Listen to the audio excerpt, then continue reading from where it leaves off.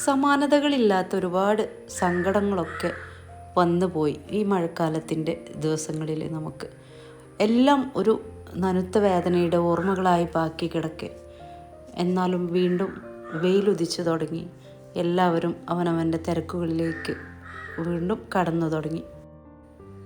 ഇന്ന് ഇടയ്ക്ക് കിട്ടിയൊരു അവധി ദിവസമായിരുന്നു കേട്ടോ. അതുകൊണ്ട് കുറച്ച് നേരം വൈകി എണീക്കാൻ വേണ്ടി.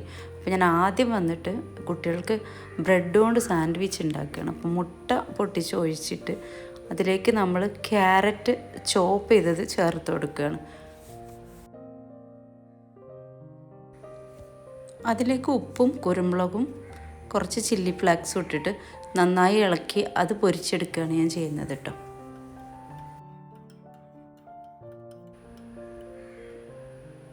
നല്ല ടേസ്റ്റിയാണ് നമ്മളിങ്ങനെ സാൻഡ്വിച്ച് ഉണ്ടാക്കി കൊടുക്കുമ്പോൾ. അതിനായിട്ട് നമ്മൾ ആദ്യം പാത്രത്തിൽ ഇതുപോലെ മുട്ട ഒഴിച്ച് അതിൻ്റെ മുകളിൽ ബ്രെഡ് വെച്ചിട്ട് പിന്നെ മുകളിൽ മറ്റൊരു ബ്രെഡ് വെക്കാൻ വേണ്ടിയിട്ട് അത് നമ്മൾ ടോസ്റ്റ് ചെയ്തിട്ട് നല്ലവണ്ണം മൊരിച്ചെടുത്തിട്ട് വെച്ച് കൊടുക്കുകയാണ് ചെയ്യുന്നത്.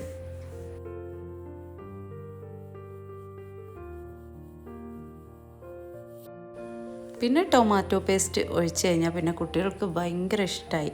അപ്പോൾ അത് കൂടുതൽ ഒഴിക്കണം അവർക്ക്. പക്ഷേ ഞാൻ കൂടുതലൊന്നും ഒഴിക്കുന്നില്ല, ഒരു മിതമായ രീതിയിലൊക്കെ ഒഴിച്ചു കൊടുക്കുന്നുണ്ട്.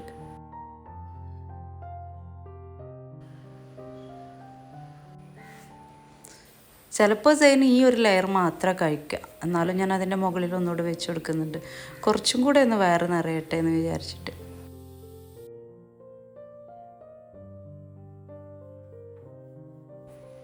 അതൊക്കെ എല്ലാവർക്കും റെഡിയാക്കി വെച്ച് കൊടുത്തതിന് ശേഷമാണ് കേട്ടോ പിന്നെ ഒന്ന് പുറത്തിറങ്ങി. കാരണം ഇന്ന് പറമ്പിൽ നിന്ന് പച്ചമുളക് ഇതൊക്കെ പൊട്ടിച്ചെടുക്കാറുണ്ട്. അപ്പോൾ നമ്മൾ ചീരമുളക് മഴ പെയ്തതിന് ശേഷം കുറവാണ്, എങ്കിലും ഉള്ളതൊക്കെ നമ്മൾ ചീത്താവാതെ പൊട്ടിച്ച് ഉപയോഗിക്കുന്നുണ്ട്.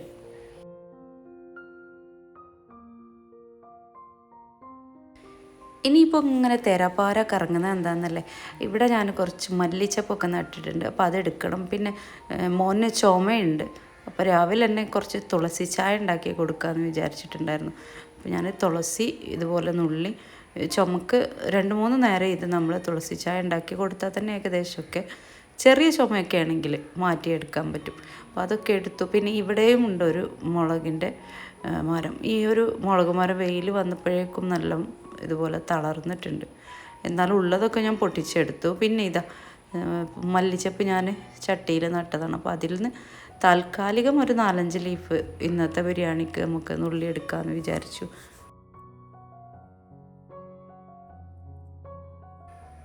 വലിയ സംഭവമായിട്ടൊന്നുമില്ല, ഒരു 4 ലീഫേ പൊട്ടിച്ചെടുത്തുള്ളൂ. എന്നാലും എന്താണെന്നറിയോ, നമുക്ക് എപ്പോൾ ബിരിയാണി വെക്കണമെന്ന് തോന്നിയാലും നമ്മുടെ പറമ്പിലുണ്ടെങ്കിൽ ഒരു 4 ലീഫ് കിട്ടിയാലും നമുക്ക് ബിരിയാണി ഉണ്ടാക്കിയെടുക്കാം.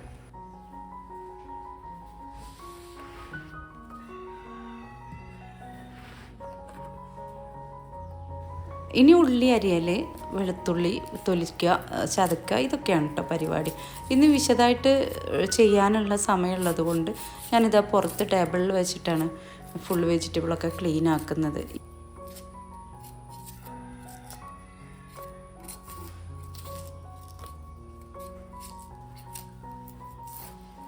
ഒഴിവുള്ള ദിവസം ഞാൻ കുക്കിങ് നല്ല രീതിയിൽ എൻജോയ് ചെയ്യും കേട്ടോ. അപ്പോൾ ഞാൻ ഓരോ കാര്യങ്ങളും വീഡിയോ എടുക്കലും അതുപോലെ എൻജോയ് ചെയ്തിട്ടാണ് ചെയ്യുക. കുറേ ടൈമൊക്കെ എടുക്കും.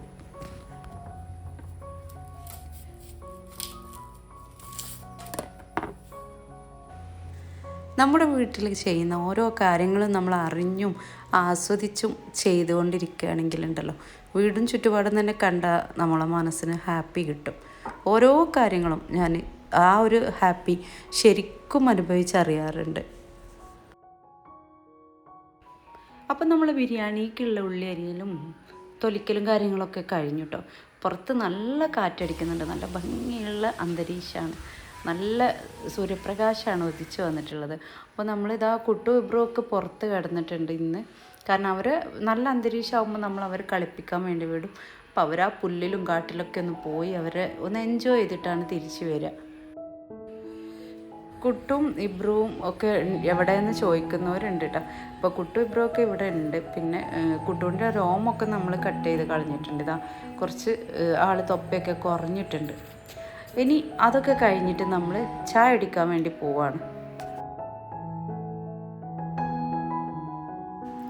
ഇന്ന് നമുക്ക് ദോശയും ചിക്കൻ കറിയാണ് കേട്ടോ. ചിക്കൻ മുളകിട്ട കറിയുണ്ട്, തേങ്ങയൊക്കെ ഇട്ട് നന്നായി ചുട്ട ദോശയുണ്ട് കേട്ടോ. നല്ല ടേസ്റ്റാണ് ഇത് കഴിക്കാൻ. അപ്പോൾ അതൊക്കെ വിളമ്പി റെഡിയാക്കുകയാണ്.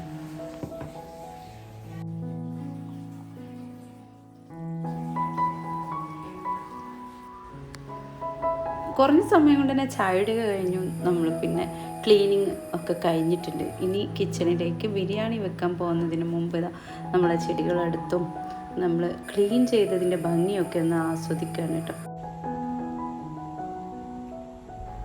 ഇടയ്ക്ക് മോള് വന്നിട്ട് പറയുന്നുണ്ടായിരുന്നു കേട്ടോ, ഉമ്മ സമയം ഒരുപാടായിട്ടുണ്ട്, ഇനി ഇവിടെ കറങ്ങി നടക്കണ്ട കിച്ചണിലെത്താൻ, അപ്പോൾ ബിരിയാണി വെക്കാനുണ്ട് എന്ന് ഓർമ്മപ്പെടുത്തുന്നുണ്ട്. അപ്പോൾ ഞാനിതാ ഇതൊക്കെ കഴിഞ്ഞ് കിച്ചണിലെത്തി ചിക്കൻ ബിരിയാണി റെഡിയാക്കാൻ പോവുകയാണ് കേട്ടോ.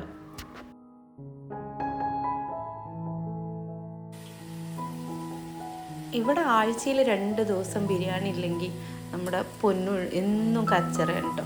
ബിരിയാണിയുടെ ഒരാളാണ്. മുമ്പ് ഞാനങ്ങനെ ആയിരുന്നു. എൻ്റെ ആ ഒരു പ്രായത്തൊക്കെ എനിക്ക് ബിരിയാണി പറഞ്ഞാൽ ഭയങ്കര ഇഷ്ടമായിരുന്നു. ഇപ്പോൾ അതേപോലെയാണ് മോള്.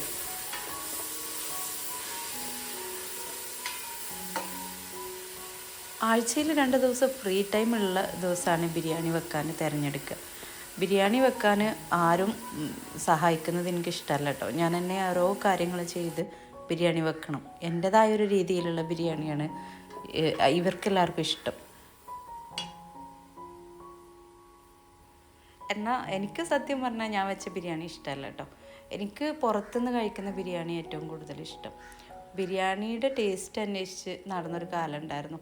കോഴിക്കോട് പോകുന്ന സമയത്ത് ഓരോ പ്രാവശ്യം ഓരോ ഹോട്ടലിൽ കയറിയിട്ട് ബിരിയാണിയുടെ ടേസ്റ്റ് പരീക്ഷിക്കുന്ന ഒരു ടൈം ഉണ്ടായിരുന്നു. ഇപ്പോൾ പിന്നെ ഇടയ്ക്ക് ഉപ്പാടെ പെങ്ങൾ വന്നിട്ട് ബിരിയാണി വെച്ച് തരും. അമ്മായി ബിരിയാണി വെച്ചാൽ ഭയങ്കര ടേസ്റ്റാണ്. അപ്പോൾ അമ്മായി വരുന്ന തലേ ദിവസം തന്നെ സാധനങ്ങളൊക്കെ ഞങ്ങൾ റെഡിയാക്കി വെക്കും. അപ്പോൾ അന്നത്തെ ആ ഒരു ദിവസം അമ്മായിയുടെ ബിരിയാണി അത് 2 നേരവും തിന്ന് അർമാദിക്കുകയാണ് ചെയ്യുക. പിന്നെ ബിരിയാണിയോടൊപ്പം നമ്മൾ കോഴിമുട്ടയും പുഴുങ്ങുന്നുണ്ട് കേട്ടോ. അല്ലാതെ കുട്ടികൾ മുട്ട പുഴുങ്ങി വല്ലാതെ അങ്ങ് കഴിക്കില്ല. അപ്പോൾ ഞാൻ നമ്മുടെ കോഴികളുടെ നാടൻ മുട്ട, അപ്പോൾ അവർക്ക് ഇങ്ങനെ ബിരിയാണിയിലൂടെ വെച്ച് കൊടുത്താൽ അവർ കഴിക്കും. അപ്പോൾ ഞാൻ അങ്ങനെ ചെയ്യാറുള്ളത്. ആ ഒരു മുട്ട കഴിക്കണമെങ്കിൽ ഇങ്ങനെയൊക്കെയുള്ള കുരുട്ട് ബുദ്ധിയൊക്കെ എടുക്കണം അവിടെ.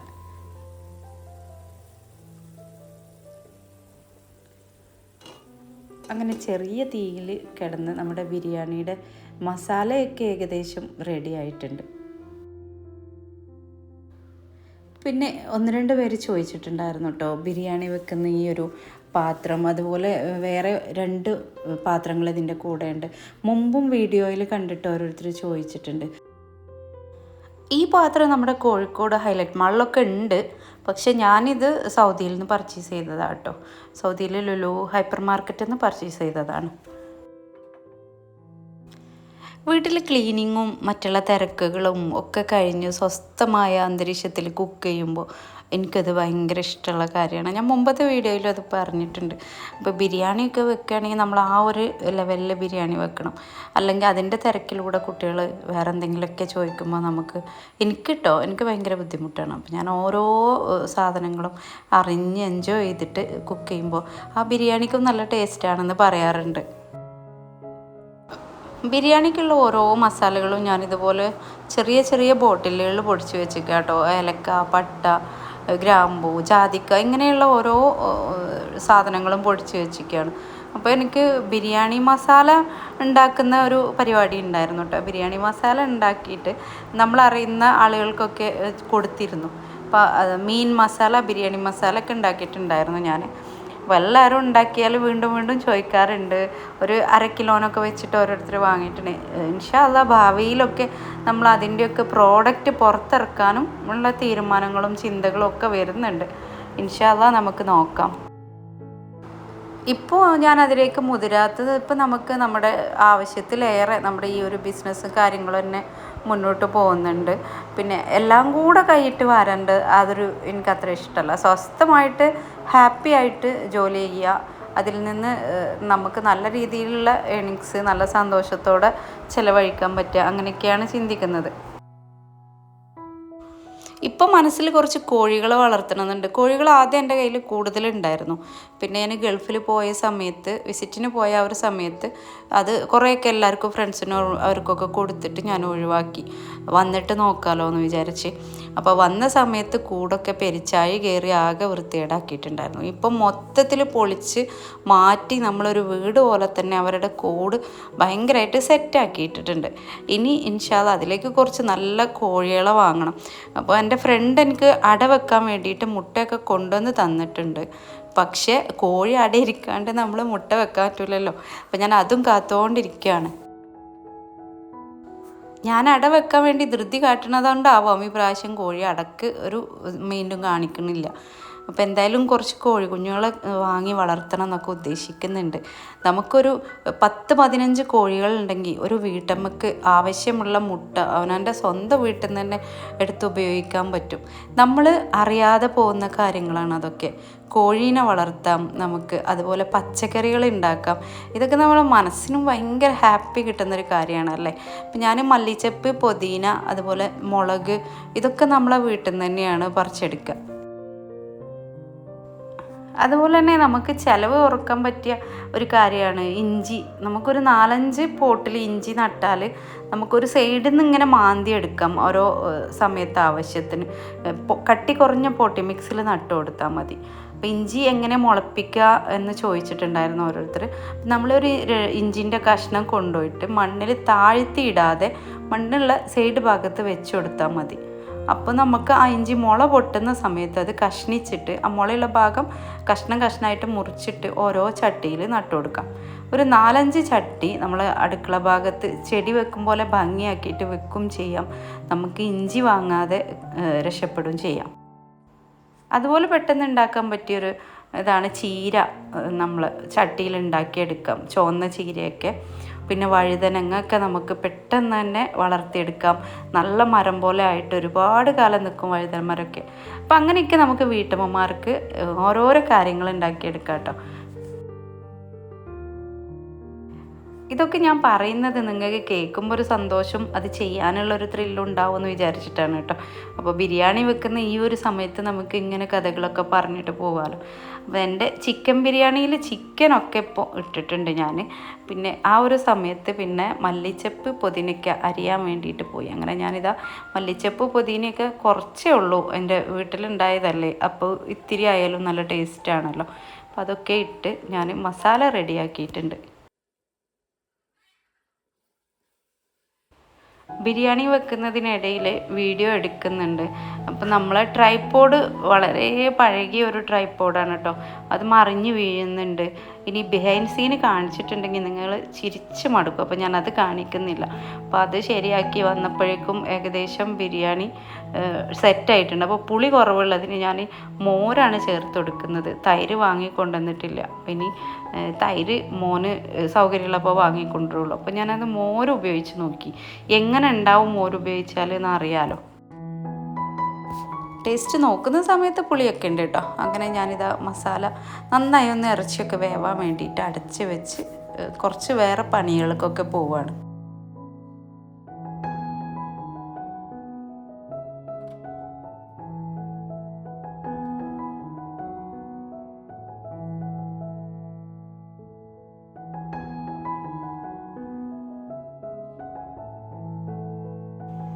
അപ്പോൾ ഇതാ നമ്മളെ മസാലയൊക്കെ നല്ല രീതിയിൽ ചിക്കനൊക്കെ വെന്ത് സെറ്റായിട്ടുണ്ട്. ഒന്ന് ഇളക്കിയതിന് ശേഷം ഞാൻ ദമ്മിടാമെന്ന് വിചാരിച്ചിട്ടു. പിന്നെ പഴയ കാലത്തെ പോലെ നമ്മൾ ചട്ടിയുടെ മുകളിൽ കനൽ വെച്ച് ദമ്മിടുന്ന ആ ഒരു സംഭവമൊന്നും ഇപ്പോൾ എൻ്റെ കയ്യിലില്ല കേട്ടോ. അത് ഞാൻ അടുപ്പിൽ കുക്ക് ചെയ്യുന്ന സമയത്താണ് അങ്ങനെയൊക്കെ കനൽ വാരിയിടുക.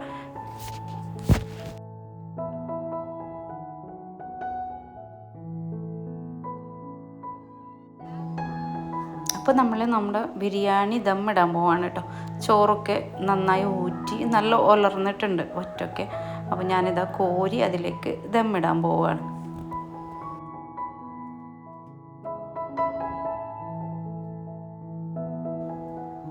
പിന്നെ നമ്മൾ മുന്തിരിയും ബദാമുമാണ് ഇതിന് മുകളിൽ ഇട്ട് കൊടുക്കുന്നത്. വറുക്കാത്തതാണ് കേട്ടോ ഇട്ട് കൊടുക്കുന്നത്. ഞാൻ ഇങ്ങനെയും ഇടാറുണ്ട്.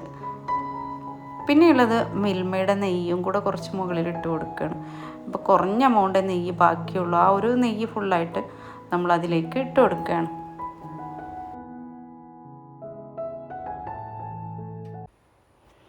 അപ്പോൾ ദമ്മൊക്കെ ഇട്ട് ഏകദേശം എല്ലാം സെറ്റായിട്ടുണ്ട്. ഇപ്പോൾ ഈ ഒരു പരുവത്തിലാണ് ഉള്ളത് കേട്ടോ. ഇനി ചോറിൻ്റെ കൂടെ ഞാൻ ബിരിയാണി മസാല ചേർക്കുന്നില്ല. ആദ്യം ചേർത്ത മസാലയാണ്. ഇനി ഇളക്കുമ്പോൾ നല്ല രീതിയിലെല്ലാം കൂടെ നല്ല ടേസ്റ്റി ആയിട്ട് മാറും. ഇനി അടച്ച് വെച്ചിട്ട് ഏകദേശം ഒരു അരമണിക്കൂറൊക്കെ ചെറിയ തീയിൽ, വളരെ ചെറിയ തീയിലിട്ടിട്ട് ഞാൻ പോവാറാണ്. അപ്പോൾ നല്ല രീതിയിൽ അത് സെറ്റാവും. ബിരിയാണിക്കുള്ള മുട്ട തൊലിക്കാൻ വേണ്ടിയിട്ട് നമ്മൾ മടിയന്മാരായ കുറച്ച് ആളുകളൊക്കെ ഏൽപ്പിച്ചു കേട്ടോ. അങ്ങനെ സമയം കഴിഞ്ഞ് നമ്മളിതാ ചോറ് വിളമ്പാൻ വേണ്ടിയിട്ട് തുറക്കുകയാണ്. അപ്പം നല്ല രീതിയിൽ ദമ്മായിട്ടുണ്ട്. ഇന്നത്തെ വീഡിയോ ഇത്രയൊക്കെയാണ് കേട്ടോ. അപ്പോൾ ഇന്നത്തെ വീഡിയോ നിങ്ങൾക്ക് ഇഷ്ടമായിട്ടുണ്ടെങ്കിൽ നിങ്ങൾ എന്തായാലും ഒരു ലൈക്ക് തരണം. അതുപോലെ തന്നെ സബ്സ്ക്രൈബ് ചെയ്യാത്തവരുണ്ടെങ്കിൽ ഒന്ന് സബ്സ്ക്രൈബ് ചെയ്ത് സപ്പോർട്ട് ചെയ്യുക. പിന്നെ കമൻറ്റ് എന്തായാലും ഒരു കമൻറ്റ് എഴുതിയിട്ടിട്ട് പോകണം കേട്ടോ. ആ കമൻറ്റ് കാണുമ്പോഴാണ് നമുക്ക് കിട്ടുന്ന ഒരു സന്തോഷം. വീഡിയോ കണ്ടിട്ട് നിങ്ങൾക്ക് സന്തോഷം കിട്ടുന്നുണ്ടെങ്കിൽ സന്തോഷം കിട്ടുന്നുണ്ട് എന്ന് ഒന്ന് പ്രത്യേകമായിട്ട് എഴുതണം കേട്ടോ. അപ്പോൾ എല്ലാവർക്കും ഒരുപാട് നന്ദി, നമസ്കാരം. ഇനിയും നല്ല നല്ല വീഡിയോസുമായി വരാനുള്ള ഒരു പ്രചോദനം നിങ്ങളുടെ ലൈക്കും കമൻറ്റും ഒക്കെയാണ് കേട്ടോ. അപ്പോൾ അതും ചെയ്യുക. പിന്നെ സബ്സ്ക്രൈബ് ചെയ്യാത്തവരുണ്ടെങ്കിൽ ഒന്ന് സബ്സ്ക്രൈബ് ചെയ്ത് സപ്പോർട്ടും ചെയ്യുക. എല്ലാ മുത്തുമണീസിനും നന്ദി, നമസ്കാരം.